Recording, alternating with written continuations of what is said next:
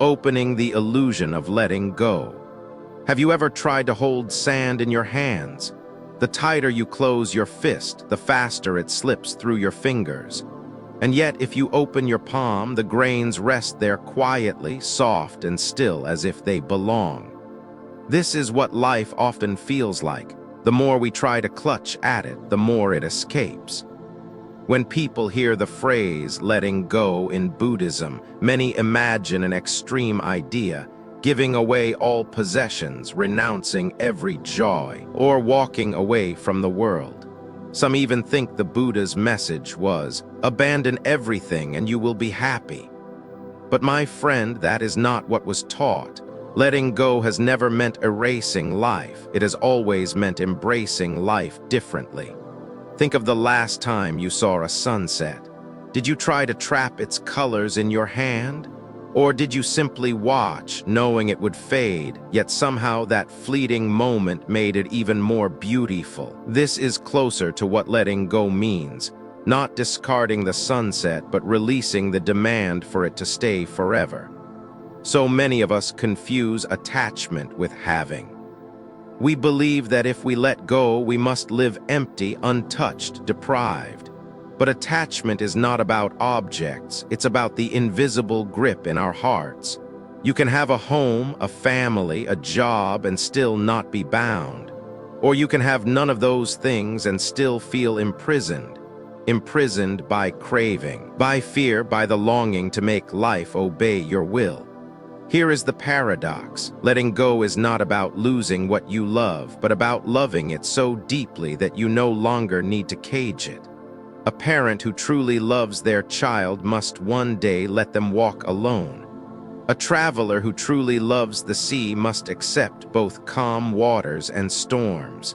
To let go is not to reject, but to finally allow. I want you to imagine holding a butterfly. If you squeeze too tightly, its wings will break. But if you let it rest gently on your hand, it may linger for a while, even flutter around you in trust before it flies away. Which moment do you think feels more alive? The broken silence of possession or the freedom of witnessing beauty as it is? This is why the Buddha never told us to throw away the world. He said, look clearly, see things as they are, and release the hunger to own, to freeze, to cling. The flowers still bloom. The rivers still flow. The people you love are still here. But when you let go of the demand that they must remain unchanged, you finally start to taste their true sweetness. So today, as we journey together through this reflection, keep this image close. Life is sand, life is sunset, life is butterfly. It was never meant to be trapped. It was meant to be touched, cherished, and then released. And in that release, my friend, you will find not emptiness, but peace. Number one, the nature of attachment. We often mistake attachment for the things we hold. A phone, a house, a photograph of someone we miss. We think if we let go, it means giving up these objects, abandoning them. But my dear friend, attachment is not the thing itself. It's the invisible chain inside us that whispers, this must be mine and it must never change. Imagine a child clutching a bright red balloon. At first, the child is delighted, laughing, running, watching it bob against the sky. But as the day goes on, the laughter changes into anxiety. The balloon is fragile. What if it slips? What if it bursts? The joy is lost, not because the balloon changed, but because the child's grip became too tight. This is how we live much of our lives. We clutch at relationships, careers, even our identities, fearing the moment they might change. And yet they will. Everything changes. That is not a punishment. It is the rhythm of life. The problem isn't that things move, but that we insist they must not. Think of a river. You stand at its bank, cup your hands, and scoop up the water. For a moment you drink, you refresh yourself. But if you keep clenching your fist around the water, what happens? It trickles out between your fingers until nothing is left. Attachment is like that, trying to stop the river from flowing. But the river never belonged to us in the first place. One man I knew spent his whole life collecting rare coins. His shelves were lined with them, shining under glass. He thought, "These coins give me happiness." But I watched as he grew older and the collection became less a source of joy and more a burden. He feared thieves, feared scratches, feared even showing them to friends. The coins didn't change, they remained small circles of metal. But his attachment had grown into a cage. This is the lesson. It is not wrong to enjoy the balloon, to drink from the river, to admire the coins. The suffering comes when we try to chain these things to permanence. When we tell ourselves, "I cannot be happy without this. I cannot live if this changes." The Buddha's wisdom was simple yet profound. Things remain as they are, but the wise remove the desire. The flower is still a flower. The sunset still burns in the sky. The people you love still laugh beside you. But you do not need to hold them so tightly that you crush their beauty. Letting go does not mean losing what you love. It means opening your hand, opening your heart so that love can breathe. A bird sings on your windowsill. If you try to cage it forever, the song dies. If you let it sing freely, it may return tomorrow. And even if it doesn't, the song already lived inside you. Attachment is not about possessions. It is about perspective. It is the rigid belief that things must stay as I want them to be. But life has never agreed to our demands. Life dances, bends, shifts, grows. When we let it move as it must, we discover that what remains is not loss, but freedom. Practice for reflection. Tonight, take 5 quiet minutes. Think of one thing you fear losing, an object, a person, a role you play in life. Write it down. Then ask yourself gently, is the fear in the thing or is it in me? Notice how your body feels when you imagine holding it tightly, and then when you imagine letting it flow like a river. This is the first step to seeing attachment for what it truly is. Not an external prison, but an inner habit we can unlearn. Number 2, the beauty of change. If you've ever stood in a garden at the turn of seasons, you know this truth. Everything changes, and that is where its beauty lies. Autumn leaves do not apologize when they fall. They flame in gold and crimson, then drift gently to the earth. In that falling, there is no tragedy. It is the poetry of impermanence. Imagine if the leaves clung stubbornly to the branches forever. There would be no spring blossoms, no cycles of renewal, only a rigid tree frozen in time. We often fear change because it feels like loss. Yet the deeper loss is in refusing to allow change to unfold.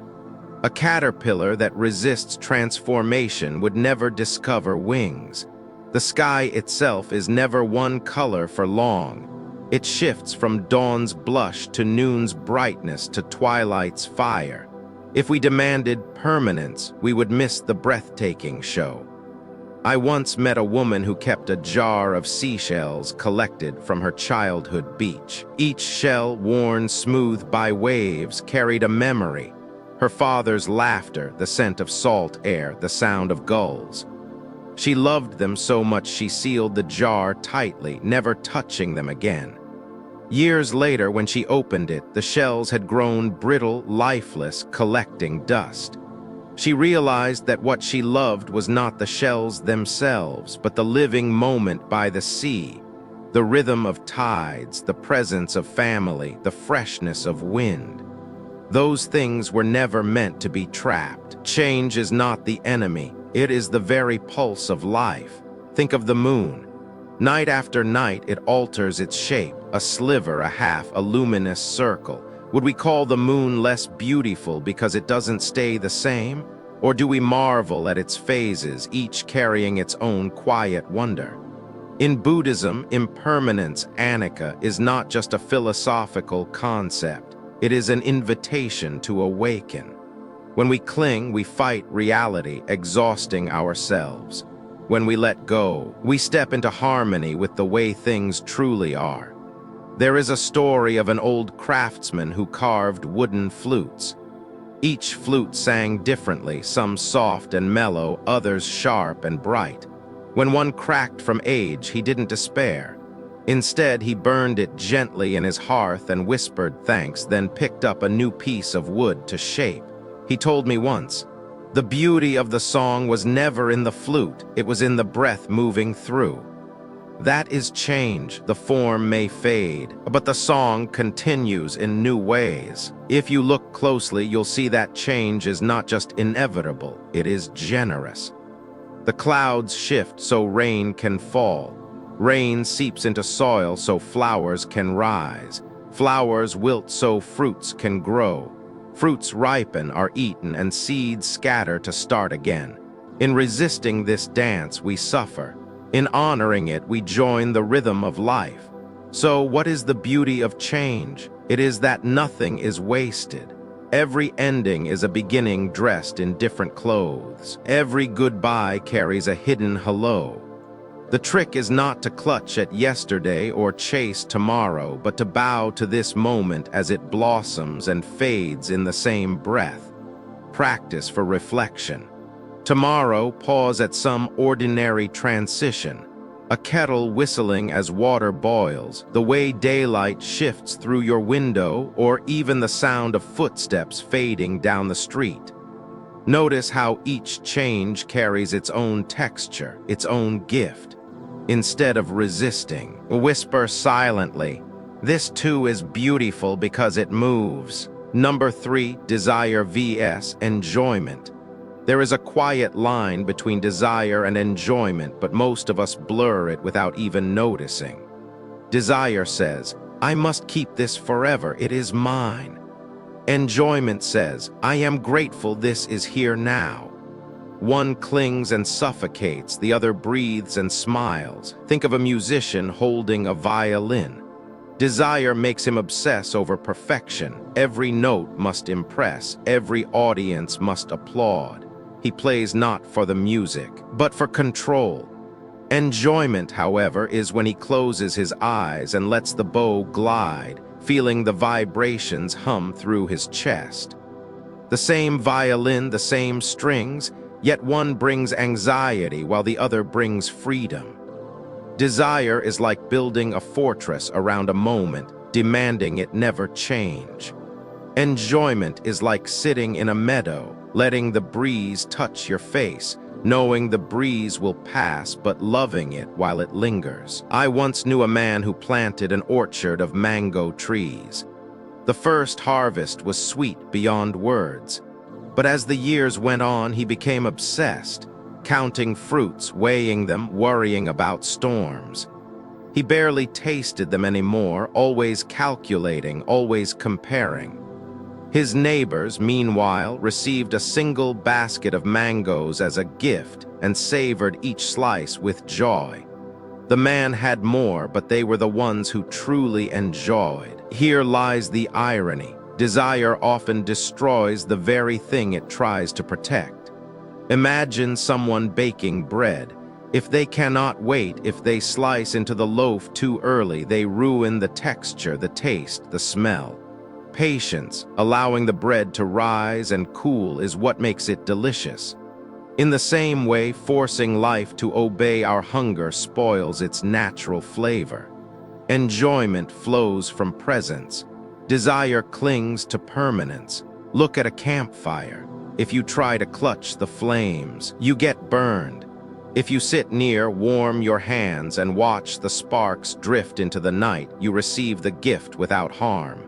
In Buddhist wisdom, the problem has never been the pretty things of the world.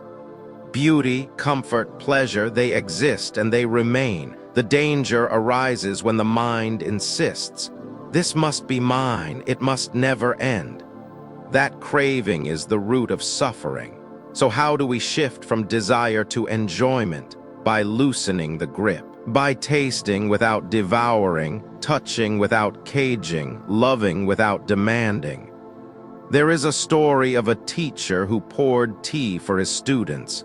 He filled each cup halfway, Then ask them to sip slowly. One student complained, "Why not fill it to the brim?" The teacher smiled. "Because the cup is for drinking, not hoarding. If I fill it too much, it spills. If you sip with gratitude, even half a cup is enough to nourish." This is the secret. Joy doesn't come from having more, but from appreciating what is already here. Desire is restless. Enjoyment is still. Desire says, "I want." Enjoyment says, "Thank you." Practice for reflection. Choose one simple pleasure today. A meal, a song, a walk in the park. As you experience it, notice your mind. Are you rushing, clinging, wishing it would last longer? Or are you simply there, savoring? Whisper softly, "I don't need this to stay, I just need to be here with it now." Watch how the experience transforms when you shift from desire to enjoyment. Number 4, freedom in non-attachment. Non-attachment is often misunderstood as coldness, as if it means not caring. But my dear friend, it is the opposite. To live without attachment is to live with a heart wide open, able to love deeply, yet free enough not to imprison what we love. Picture a bird perched on a branch. The bird is not anxious, wondering, what if the branch breaks? Why? Because it trusts its wings. That is the freedom of non-attachment. You can rest, you can enjoy, you can sing your song without fear of loss, because you are not chained to the branch. Many of us live like sailors who lash themselves to the mast during a storm, convinced it's the only way to survive. But the wise sailor learns to trust the wind, to set the sails, to move with the current. Clinging to one spot feels safe, but it blinds us to the vast horizon waiting ahead. I once met a teacher who described his garden in spring. Tulips bloomed in neat rows, vibrant and alive. He said, "I tend them with care, I water them, I smile at them each morning. But when summer comes, I do not mourn their fading. Their beauty was never meant to last longer than its season.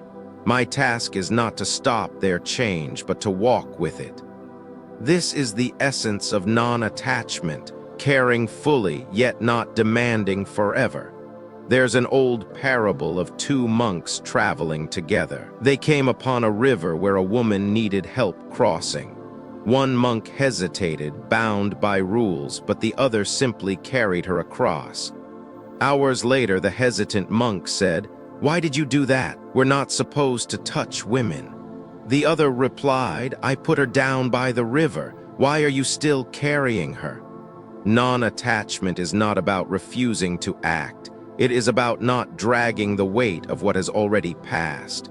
Non-attachment is not rejection, but release. It is the open hand that receives and gives back without trembling. It is sitting under the stars, knowing they will fade with dawn, but still letting your heart be filled by their glow. When we attach, we say, "This must stay for me." When we release, we say, "This is beautiful as it is, even if it changes, even if it goes." Think of a harp string. If pulled too tightly, it snaps. If left too loose, it makes no sound.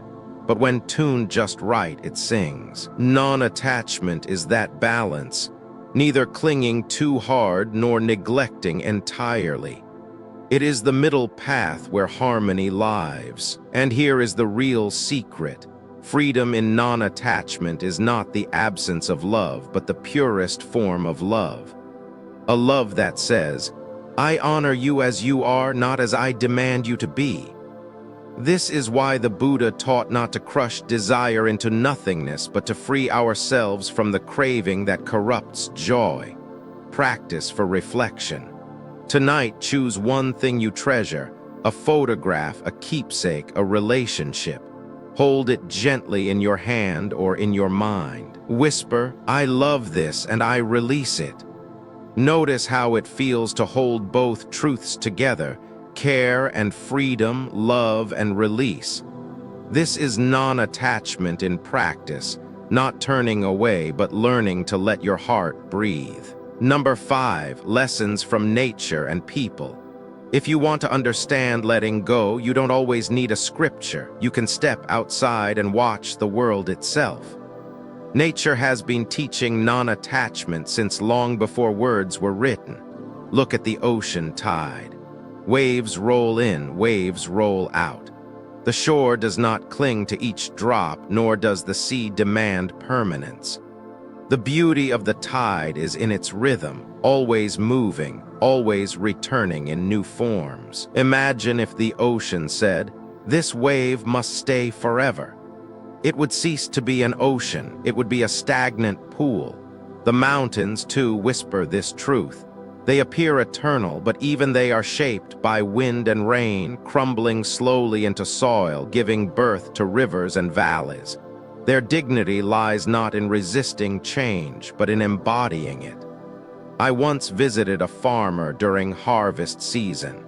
He spent months tending his fields, planting seeds, watching the shoots rise. When the crops were ready, he reaped them with gratitude. But what struck me was what he did next. He burned the leftover stalks, plowed the earth again, and smiled. "If I hold onto the old growth," he said, "new life cannot come." He loved his fields, yet he released them so they could be renewed. And it's not only in nature, people carry these lessons too. I remember meeting a mother at a train station, waving goodbye to her grown daughter who was leaving for college. Tears filled her eyes, but her hands did not clutch. She hugged, she kissed, she let go. She told me quietly, "If I keep her bound to me, she cannot fly. And if she doesn't fly, neither of us will know our true wings." Or think of a teacher who, after years of guiding students, finally steps aside, letting them lead on their own. The best teachers know they cannot hold the chalk forever. They must place it in another's hand. True wisdom is measured not by how much we keep, but by how gracefully we release. And then there is the sailor. Two men set sail on the same river. One fought the current with all his strength, paddling against the flow, exhausted, angry, bruised. The other loosened his grip, turned his boat with the water, and let the river guide him.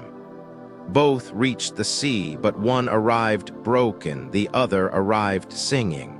That is the difference between resisting and allowing. Letting go is not a rejection of life. It is learning from the way life already works. Leaves fall to feed the soil. Clouds release rain to quench the earth. Parents release children to their futures. Teachers release students to their own paths. Sailors release themselves to the river's wisdom. Everywhere life whispers, "Release and you will see renewal." When we ignore this, we suffer. When we join it, we find peace. Practice for reflection. Step outside tomorrow, even for a few minutes. Watch something in nature, a tree, a bird, a river, even the sky itself. Ask, what is this teaching me about letting go? Then, think of a moment in your own life when you released something.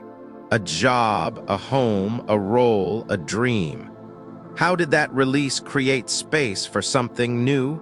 Write it down. Notice how nature and your own story echo the same truth. What you release makes room for what is waiting. Number 6, living with open hands. Have you ever noticed how children receive gifts? They open their hands wide, eyes bright, and hearts ready. There is no calculation, no clutching, just joy in the moment. But as we grow older, our hands tend to close. We hold tightly to possessions, relationships, even identities, fearing they might slip away. And in that grip, the joy fades. Living with open hands is not about having nothing. It is about holding everything lightly. When your hands are open, you can receive. When your hands are open, you can release. And in that flow, life feels less like a battle and more like a dance. Imagine a stream running through a valley. If you try to dam it completely, the water stagnates, becoming murky and lifeless. But when you allow it to flow, it nourishes fields, quenches thirst, and carries freshness to the land. Our lives are like that stream. When we clutch too tightly, everything grows stale. When we live with open hands, our energy, our love, our kindness flow outward, touching others and returning to us in unexpected ways. I once knew a man who inherited a small family heirloom, a watch passed down through generations. At first, he guarded it fiercely, locking it away, polishing it obsessively. But when his grandson asked to see it, he hesitated, afraid of scratches or loss. Years later, he confessed with regret, "The watch is still here, but the memories I could have made by sharing it are gone." Living with closed hands preserved the object but killed the joy. Contrast this with a friend of mine who loved to cook. Every Sunday, she invited neighbors for a simple meal. Sometimes the food turned out perfectly, sometimes it didn't. She laughed either way. She once told me, "Recipes are best when shared, not hoarded." Her kitchen wasn't about control, it was about flow. And because her hands were open, her home was always full of warmth. Living with open hands does not mean carelessness. It means trust. Trust that when you release what is meant to go, you make space for what is meant to come. Think of breathing. If you only inhale and never exhale, you suffocate. Life requires both the taking in and the letting out. There's a Buddhist story of a monk who carried two bowls, one for receiving alms, one for giving them away. He said, "Both bowls must stay empty at the end of the day." That is how balance is kept. This is the secret of open hands. Fullness comes not from grasping, but from giving and receiving in equal measure. Letting go feels terrifying when our fists are clenched. But when we slowly open them, we realize nothing essential was ever lost. We only lost the fear of losing. And that, my friend, is real freedom. Practice for reflection. Tonight, take something small you own, maybe a book, a flower, or a piece of fruit, and give it to someone else with love. Notice what arises in your heart, fear, hesitation, or joy. Then imagine your life as a pair of open hands, receiving, holding gently, releasing. Ask yourself, what am I ready to open my hands to today? Conclusion: letting go as the door to inner peace. My dear friend, we have walked together through many images: balloons, rivers, birds, orchards, tides, mountains, open hands. Each one points back to a single truth. Letting go is not what you think. It is not about abandoning life, nor is it about rejecting joy. It is about loosening the grip that strangles joy. It is about trusting that life does not need to be chained to be beautiful. Think again of the sand slipping through your fingers. If you clench, it escapes. If you open your hand, it rests quietly and you can feel its coolness. This is the paradox. What we try to trap, we lose. What we hold gently, we truly experience. Letting go does not strip away meaning, it reveals it. When we release the demand that things stay forever, we are finally free to see them as they are. A sunset is precious because it ends. A song touches us because it fades into silence. A life becomes radiant because it changes. And in this way, letting go is not emptiness, it is fullness. It is discovering that you do not need to own something for it to nourish you. The flower in the field is just as beautiful when left unplucked. The love in your heart is just as real even if the moment passes.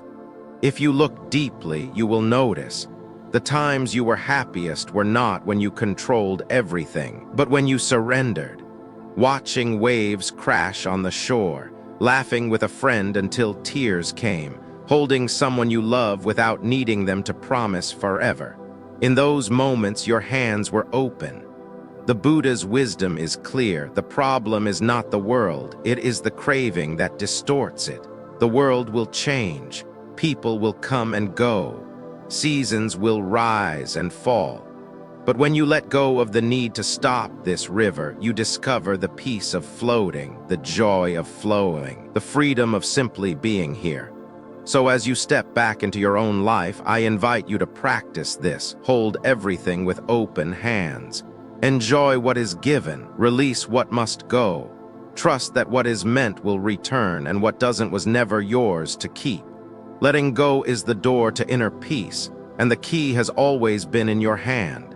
If this reflection spoke to you, if it eased your heart even a little, I invite you to keep walking with me on infinite Buddhist teachings. And we share not rules or rigid doctrines, but simple truths, seeds of wisdom for everyday life. If you feel called, subscribe, share this journey, and let's keep learning how to open our hands, open our hearts, and walk in peace together. Because, my friend, peace is not far away. It is here waiting in the moment you whisper to yourself, I am ready to let go.